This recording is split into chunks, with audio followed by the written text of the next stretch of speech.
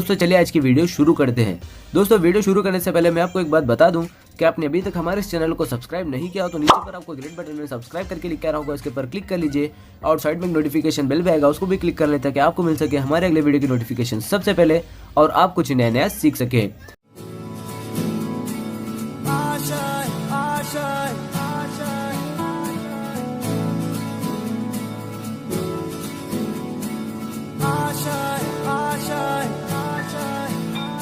कुछ पाने की हो आस आस, कोई अरमा हो जो खास खास आशाएं,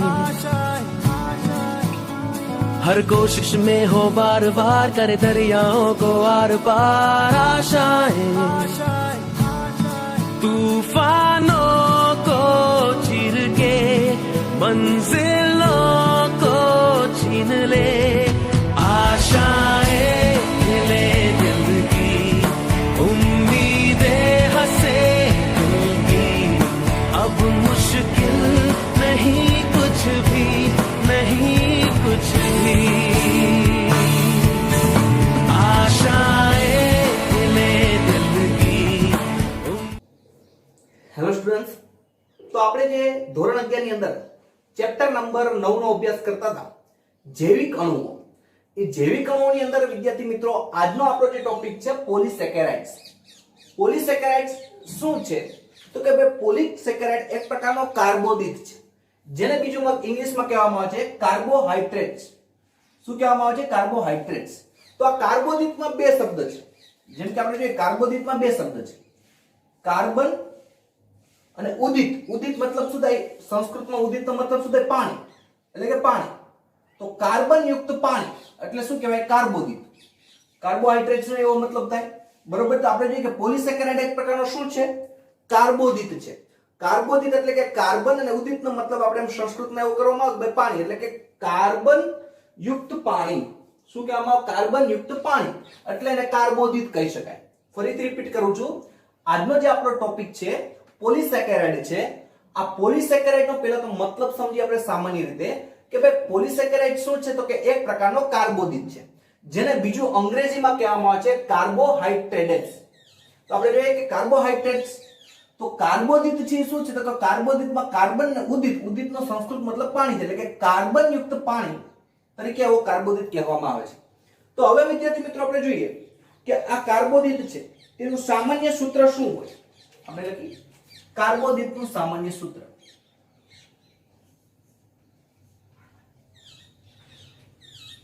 તમારે કેમિસ્ટ્રી ની અંદર પણ આવતું હોય કે ભાઈ કાર્બોદિત છે એનું સામાન્ય સૂત્ર શું છે? તો કે CnH2OM, બરાબર છે? C એટલે N એટલે કોઈ પણ સંજ્ઞા હોઈ શકે કાર્બનની, અને પાણીના અણુની સંખ્યા હોઈ શકે। જો કે N અને M નું પ્રમાણ લગભગ સરખું જ હોય। આ સામાન્ય સૂત્ર છે। કાર્બોદિતનો કેવું સૂત્ર છે? સામાન્ય સૂત્ર CnH2OM। ફરીથી રિપીટ કરું છું, આ કાર્બોદિતનું સામાન્ય સૂત્ર છે, આપણે યાદ રાખવું પડે, કદાચ કે જરૂર પડે, બરોબર? કાર્બોદિતનું સામાન્ય સૂત્ર શું છે? તો કે ભાઈ Cn, N એટલે કોઈ પણ સંખ્યા હોય છે, કાર્બનની સંખ્યા 5 10 15 એમ H2OM એની પણ સંખ્યા હોય। તો આ રીતના કાર્બોદિતનું સામાન્ય સૂત્ર આપણે લખી CnH2OM। આ શું છે? કાર્બોદિતનું સામાન્ય સૂત્ર છે। હવે વિદ્યાર્થી મિત્રો આપણે જોઈએ કે કાર્બોદિત છે તે ચાર પ્રકારના છે। આપણે લખી કે કાર્બોદિત છે તે ચાર પ્રકારના છે। કાર્બોદિત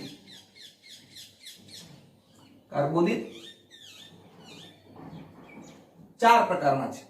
તો કયા ચાર પ્રકારના કાર્બોદિત હોય છે? આપણે જોઈએ કાર્બોદિત ચાર પ્રકારના છે। મોનોસેકેરાઇડ,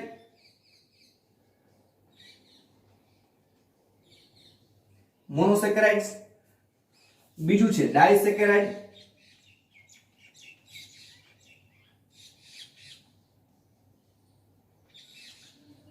ત્રીજું છે ઓલિગોસેકેરાઇડ,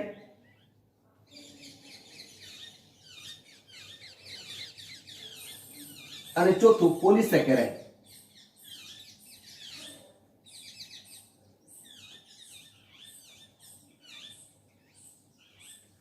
તો વિદ્યાર્થી મિત્રો આપણે અહીં જોઈએ કે કાર્બોદિત છે તેના ચાર પ્રકાર છે, મોનોસેકેરાઇડ, ડાયસેકેરાઇડ, ઓલિગોસેકેરાઇડ અને કયું છે? પોલિસેકેરાઇડ।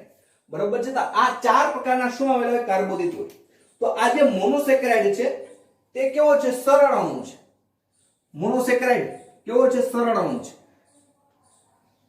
ધારો કે દાખલા તરીકે એક ગ્લુકોઝનું અણુ હોય, હેક્ઝોન પ્રકારનો ગ્લુકોઝ હોય તો આપણે લખી જો C6H12O6. આ ગ્લુકોઝ કયો કહેવાય? હેક્ઝોન. કારણ કે શું હેક્ઝોન શું કામ કહેવાય? કારણ કે કાર્બનની સંખ્યા 6 છે. તો આ એક ગ્લુકોઝનો અણુ છે એ શું કહેવાય? મોનોસેકેરાઇડ કહેવાય. તો હવે અહીંયા બે ગ્લુકોઝના અણુ ભેગા થાય એટલે તો કે ડાયસેકેરાઇડ. બે ગ્લુકોઝના અણુ ભેગા થાય એટલે ડાયસેકેરાઇડ. આપણે એમ કહી કે બે મોનોસેકેરાઇડ ભેગા થાય, બે મોનોસેકેરાઇડ ભેગા થાય, ભેગા થઈને શું બનાવે? ડાયસેકેરાઇડ. શું બનાવશે? ડાયસેકેરાઇડ. તો મોનોસેકેરાઇડ કાર્બોદિત છે તેના 4 પ્રકાર: મોનોસેકેરાઇડ, ડાયસેકેરાઇડ, ઓલિગોસેકેરાઇડ અને પોલિસેકેરાઇડ. તો એમાં આપણે પેલું જોઈએ કે મોનોસેકેરાઇડ કેવો છે? તો કે સરળ અણુ છે. દાખલા તરીકે એક ગ્લુકોઝનો અણુ છે એને શું કહેવાય? એક અણુને, ગ્લુકોઝના એક અણુને શું કહેવાય? મોનોસેકેરાઇડ કહેવાય. તો હવે એક અણુને શું કહેવાય? મોનોસેકેરાઇડ. તો આપણે એમ કે ગ્લુકોઝના બે અણુ એટલે બે મોનોસેકેરાઇડ. તો બે મોનોસેકેરાઇડ ભેગા થાય એટલે શું કહેવાય ને? ડાયસેકેરાઇડ. એવી રીતે 3 થી 10 મોનોસેકેરાઇડ ભેગા થાય, 3 થી 10 મોનોસેકેરાઇડ એટલે કે 3 થી 10 ગ્લુકોઝના અણુ ભેગા થાય તેને ઓલિગોસેકેરાઇડ કહેવાય.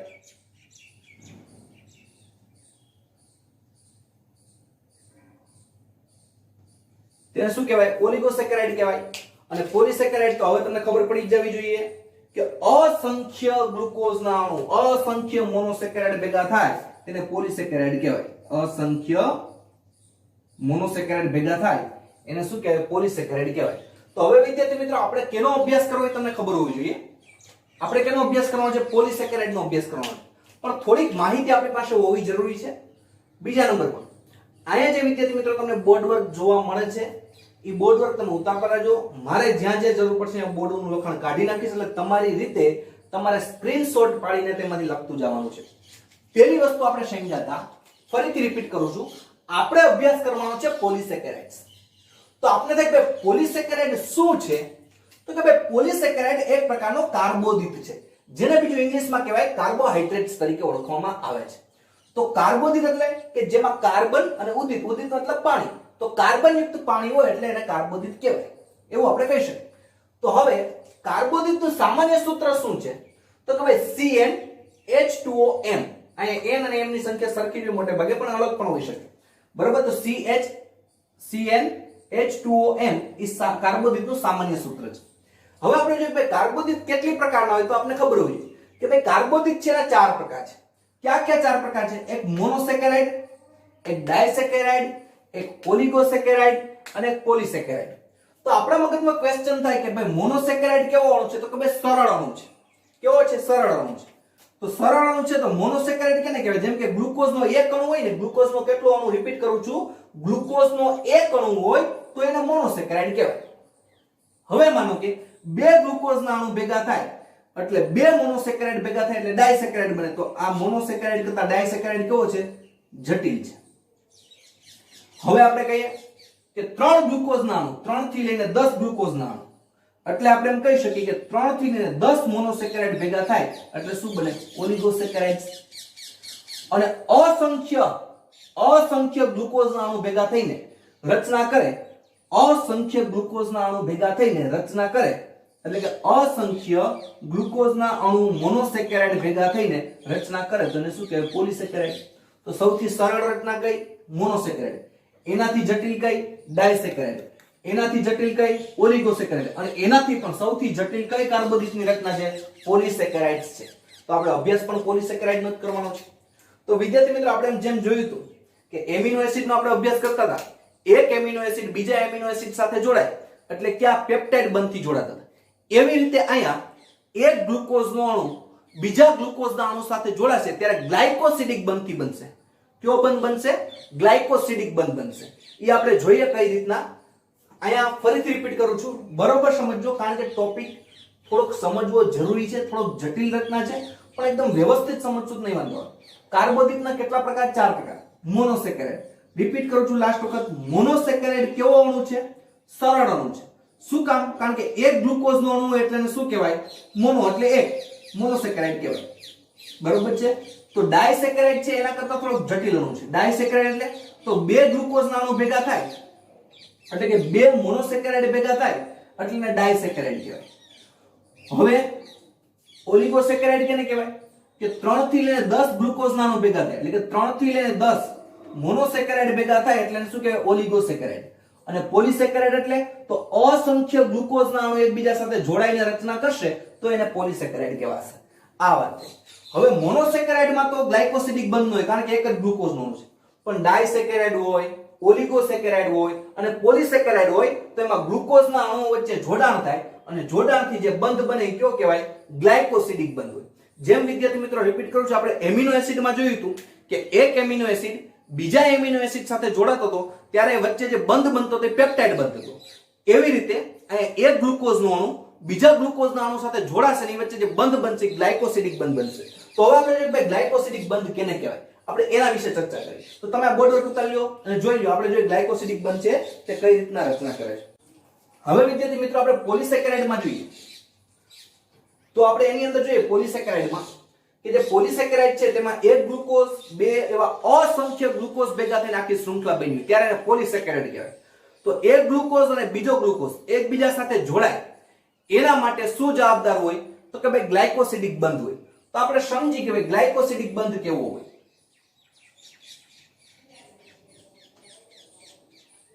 ગ્લાયકોસિડિક બંધ આપણે જોઈએ કે ગ્લાયકોસિડિક બંધ કેવો હોય.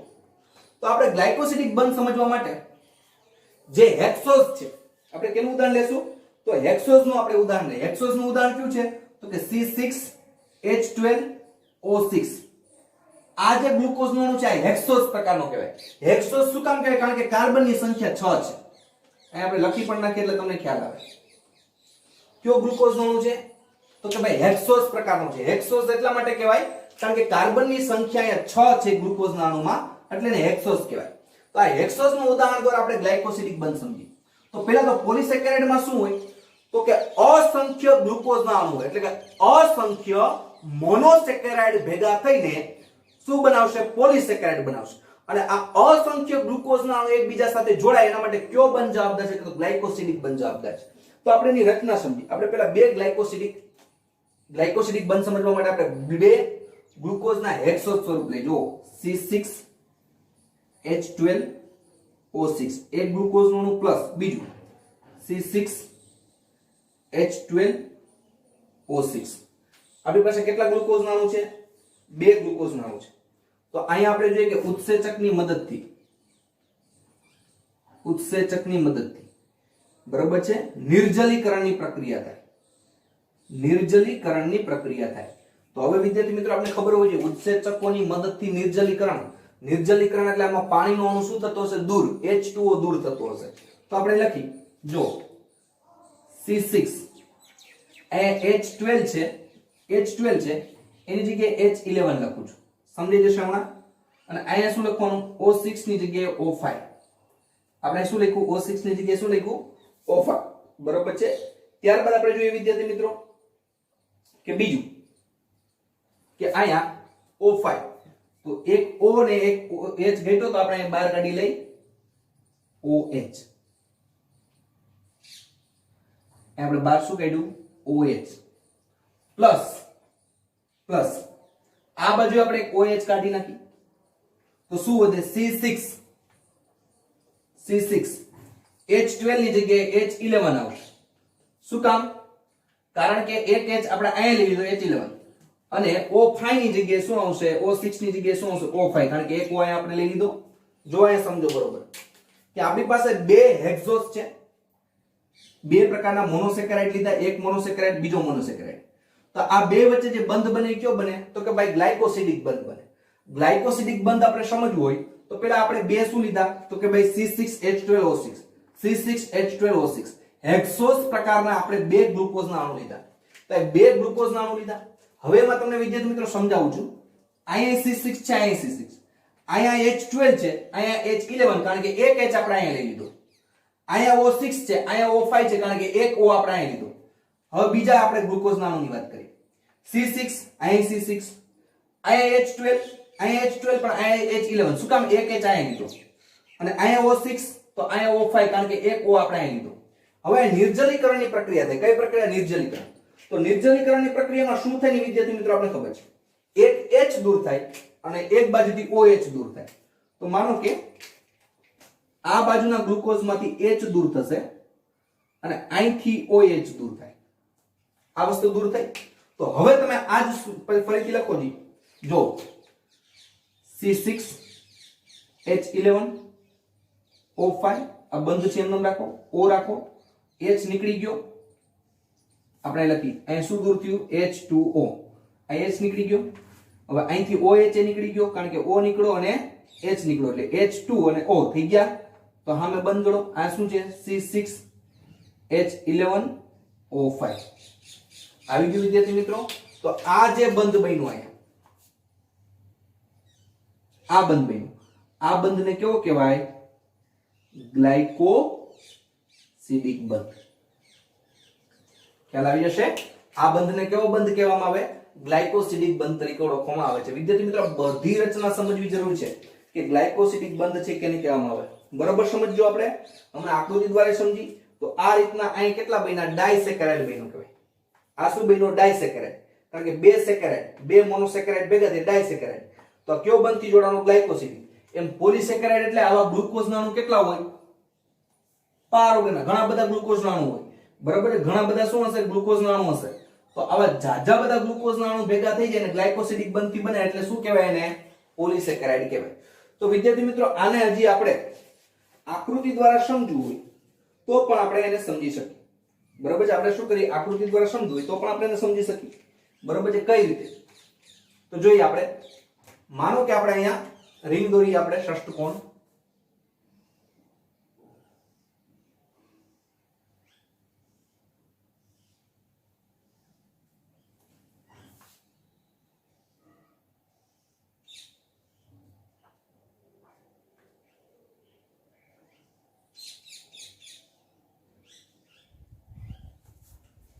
હવે આપણે જોઈએ તો આમાં કેટલા કાર્બન છે? તો કે ભાઈ 6 કાર્બન છે. બરાબર? 6 કાર્બન. તો જો આ એક કાર્બન, આ બીજો કાર્બન, આ ત્રીજો કાર્બન, આ ચોથો કાર્બન, આ પાંચમો કાર્બન અને એક કાર્બન અહીંયા ઉપર જોડાયેલો હોય. કયા સ્વરૂપે? CH2OH સ્વરૂપે. CH2OH સ્વરૂપે. તો આ એક કેટલામો કાર્બન થયો? છઠ્ઠો કાર્બન. થઈ ગયા 6 કાર્બન. જોવો જી, ગણો જી.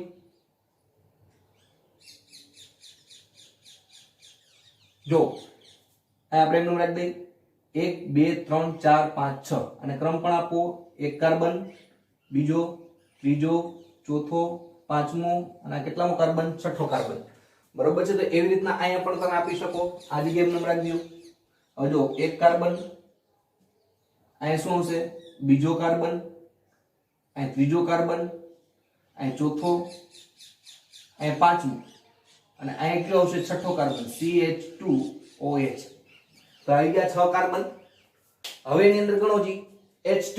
હવે કઈ રીતના એની રચના મેળવવાની છે તે આપણે ખબર હોવી જોઈએ કે અહીંયા બે બાજુ HOH HOH. જો અહીંયા H OH, અહીંયા H શું આવ્યું? OH. ધ્યાન રાખજો એક એક સ્ટેપ. HOH HOH. હવે એની અંદર આપણે આગળ મેળવી શકીએ. બરાબર? HOH અહીંયા શું મેળવવાનું? HOH આ કાર્બન એને HOH. તો અહીંયા આપણે જોડી HOH. અહીંયા પણ જોડવાનું છે HOH. બરાબર છે? તો આપણે જોઈએ HOH, પછી અહીંયા OH H. તો અહીંયા ઉપર OH H. રેડી? અને અહીંયા શું જોડવાનું? H. આ H. હવે વિદ્યાર્થી મિત્રો સ્ટ્રક્ચર છે એમાં હજી આ બાજુ જોઈએ આપણે. આ બાજુ શું છે? તો કે ભાઈ OH H હજી અહીં બાકી છે. OH H. હવે જો ગણો કાર્બનની સંખ્યા. આ એક અહીંથી ગણી 1 2 3 4 5 6 કાર્બન થયા. હાઇડ્રોજન કેટલા થવા જોઈએ? 12. ગણો જી 12. આ 2 ને 3, અહીંયા 4 5 6 7 8 9 10 11 અને 12. 12 હાઇડ્રોજન થઈ ગયા. ઓક્સિજન કેટલા થવા જોઈએ 6 ગણો જે ઓક્સિજન ના અણુ આ 1 આ 2 પછી 3 4 આપણે જોઈએ અહીંયા 2 એક અહીંયા છે 1 પછી 2 3 4 5 અને 6 તો આ રીતના શું થઈ ગયા 6 આપણી પાસે શું થઈ ગયા ઓક્સિજન ના અણુ તો હવે વિદ્યાર્થી મિત્રો નિર્જલીકરણની પ્રક્રિયા થાય એટલે શું થાય આપણે એ સમજવાનું છે આપણી પાસે કેટલા ગ્લુકોઝ ના અણુ છે 2 ગ્લુકોઝ ના અણુ છે હવે આ 2 ગ્લુકોઝ ના અણુ છે એકબીજા સાથે જોડાય ક્યાં બનતી તો કે ભાઈ ગ્લાયકોસિડિક બનતી હવે વિદ્યાર્થી મિત્રો એ સમજા જેવું છે કે ગ્લાયકોસિડિક બંધથી જોડાય એટલે કયો અણુ દૂર થાય H2O દૂર થાય તો આપણે તો પેલા અહીંયા જે રચના છે રચનાને આપણે એમને દોરી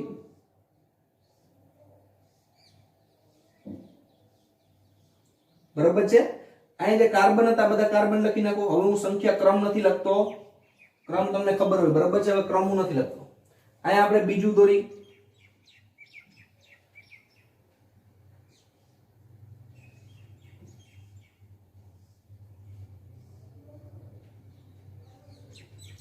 આ બધું આપણે કાર્બન લખી નાખી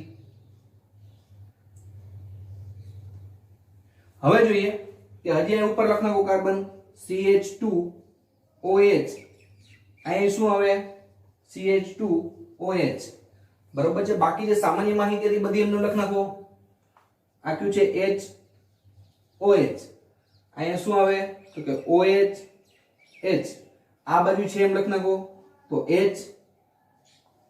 HOH બરોબર છે પછી અહીં જો આપણે જે હતું લખ નાખો અહીં શું આવે H આવી ગયું બધું બરોબર છે અહીં શું હતું તો કે HOH અહીં લખ નાખો HOH બરોબર છે અહીં લખો OH H અહીં શું આવશે HOH તો આ રીતના અહીં શું આવે તો કે OH H છે આ રીતના રચના હવે આપણે ગ્લાયકોસિડિક બંધ કઈ રીતે બને તો હવે અહીં જોવાનું છે અને આપણે સમજવાનું પણ છે હવે આપણી પાસે 2 ગ્લુકોઝ ના અણુ તો છે ગ્લાયકોસિડિક નો બંધ કઈ રીતે તો કે H2O પાણીનો અણુ છે કેવો થાય દૂર થાય છે પાણીનો અણુ કેવો થાય છે દૂર થાય છે તો પાણીનો અણુ દૂર થાય એટલે શું દૂર થાય H2O સમજો H2O તો અહીંયા આ H બે એમનેમ રહેશે એક આ H ને આ H આ બંને H દૂર થાય એટલે H2 અને અહીંથી એક O આટલી વસ્તુ દૂર થઈ જાય